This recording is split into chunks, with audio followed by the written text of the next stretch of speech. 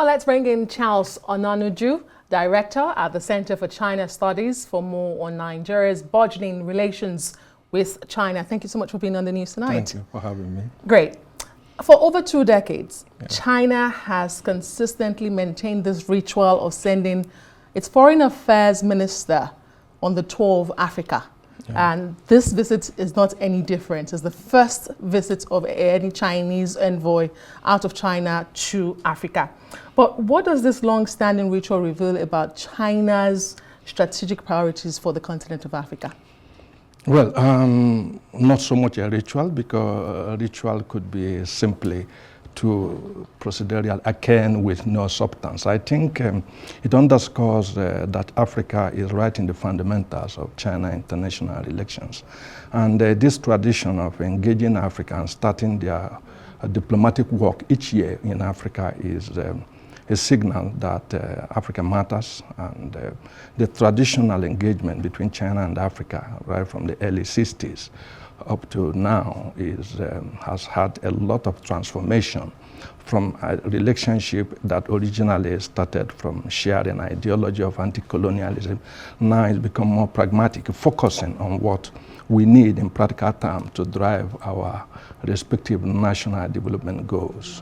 So it's become more pragmatic, it become more practical, it become more, it now delivers more, and it is targeted at critical areas of national development priorities of different African countries. It's not a one-size-fits-all. The China engagement is broad enough for African countries to engage to a specific area that aligns with their national priority. And that was one of the main discussion areas from this visit. The geopolitical dynamics in Africa, as we know, is shifting. We have nations like China, Russia, Turkey increasing their influence in Africa, as you see France sort of losing ground. The foreign minister, Wang Yi, emphasized, he says, look, Africans are the masters of this continent.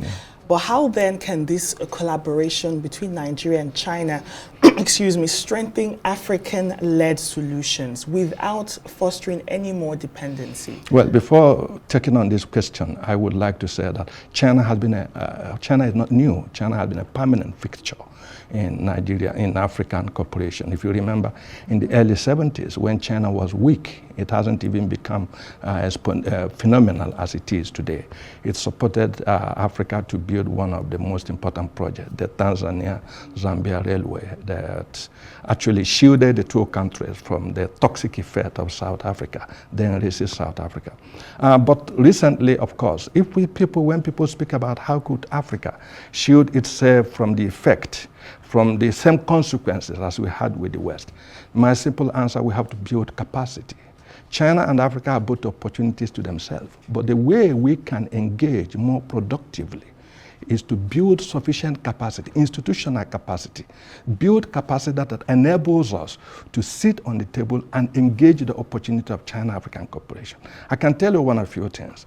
In the past few years, China has initiated a number of processes in collaboration with Africa. For example, the China-African Trade and Economic Expo in Shanghai that was built so that Africa can send more of their products, whether agricultural or medium-sized produces, to China. In fact, they created what they call a special lane to make for concessional entry of African products into Chinese market.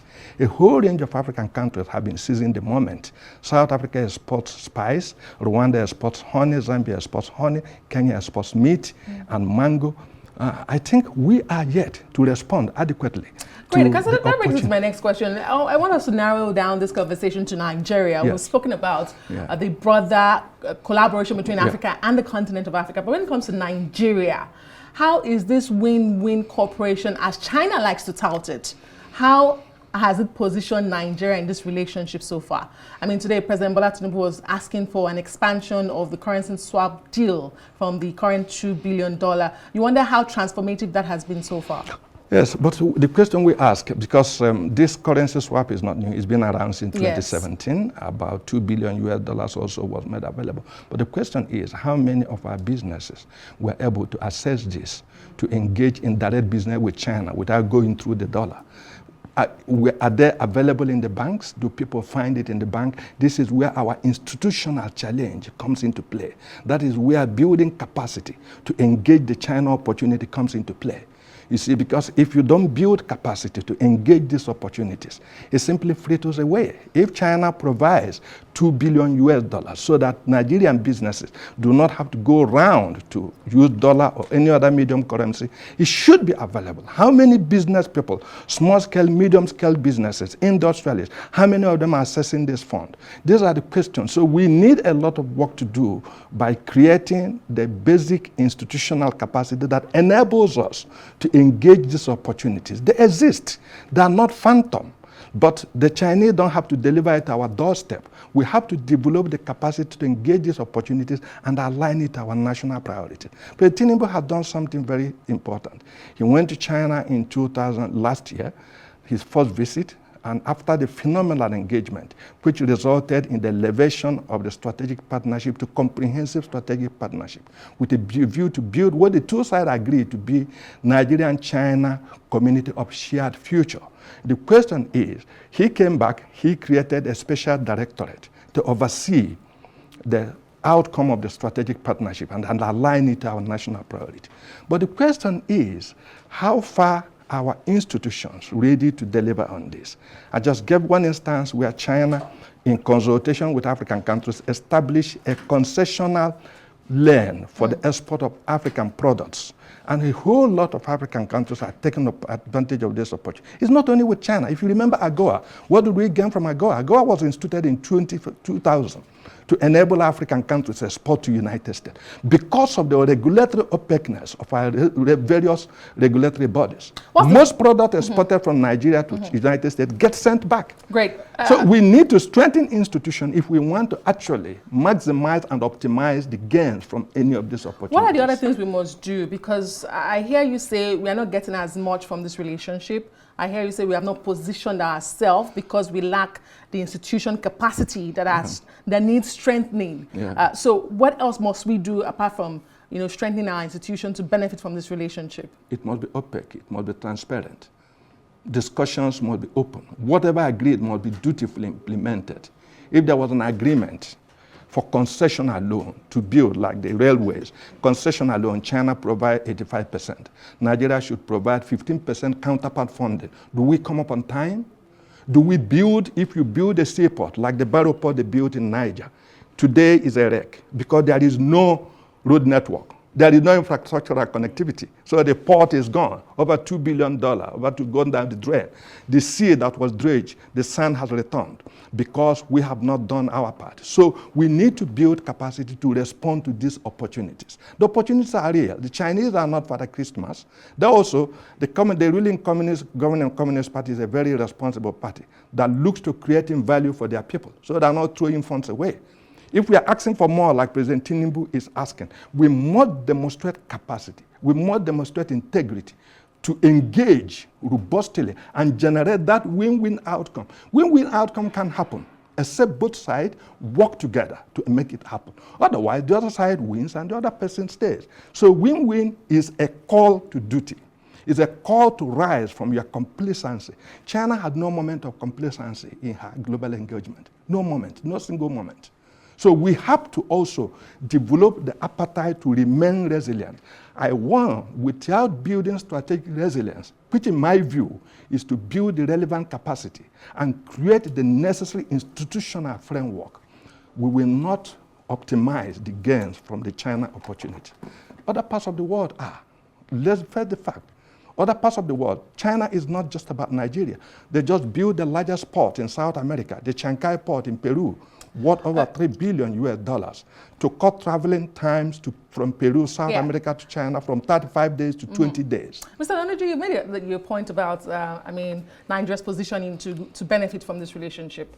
But I don't know if I can ask you, when you look at the continent, including Nigeria, you see China's footprint in infrastructure. China is big on infrastructure on the continent, including here in Nigeria. But it says it's ready to, deepen such relationship bilateral relationship, where should we be prioritizing? Are there other sectors you think that we are lacking that we should be prioritizing when we talk about our relationship with China? Well, I've always maintained that infrastructure is essential and enabler. It enables activities, other economic activities. If it is not enabling anything, it becomes a debt capital. In fact, it becomes a liability. So the question is, are we creating the necessary economic activity that will enable the infrastructure facilitates, it enables, it leverages. So we must create the policy. We must have the relevant policy instrument to stimulate activities that engages the abilities of this infrastructure before they become a liability, before they become debt capital. So in themselves, they are not magic wands. They don't turn things around on their own. You must create an activity. And the activity will have to do with relevant government policy to stimulate production, because infrastructure, you build road network and nothing to transport. What does it mean? You build dry port, you build seaport, like the one in Barrow that I told you is overtaken by rodents now, after building it with over 3 billion naira. What can happen if you do not create the enabling necessary economic activity that fits into the infrastructure support? So what you're saying is this partnership is important. China will not spoon feed anybody. So when we're going into this partnership, Nigeria has to come prepared, has to come ready to benefit from that partnership. But I wanted to ask you about sort of debt sustainability. China and Nigeria are really good trading partners, right? But when we leverage on Chinese loans, how do you assess that balance with concerns about debt sustainability? Well, you see, first and foremost, those loans are concessional loans, in the sense they have low interest rate and they have long time of gestation, long time of duration. They are configured in such a way that those projects would have started not only paying for itself, delivering on the social mandate of making life easier, delivering on the political mandate of stability and security, but more importantly, delivering profit to enable a repair back. So they are configured in that way. China is not for the Christmas. They don't give money out. Like I told you, the Communist Party, which is the governing party, has a mandate to ensure the happiness, continuous happiness, better life and prosperity of the Chinese. So they have no way of throwing things away that do not deliver value. It is in our own interest to figure out how to ensure that we also deliver value. The framework has value, it has prospered for value creation, value multiplication. So the extent to which you drive this value and align it with your national priority and bring succor to your people is the extent to which you are alive to your responsibility. More or less, the extent to which your institutions are transparent, credible, efficient, and serious. If you talk with the Chinese and go home and sleep, ironically, Chinese themselves don't sleep. They take every little detail serious. So if we want to work with them, we need to take things from our own side serious. Great. After all, there's no free lunch, even in Freetown. Absolutely. Thank you so much. Charles Onunaiju is the director at the Center for China Studies here in Nigeria. Thank you. Thank you so much for being on the news.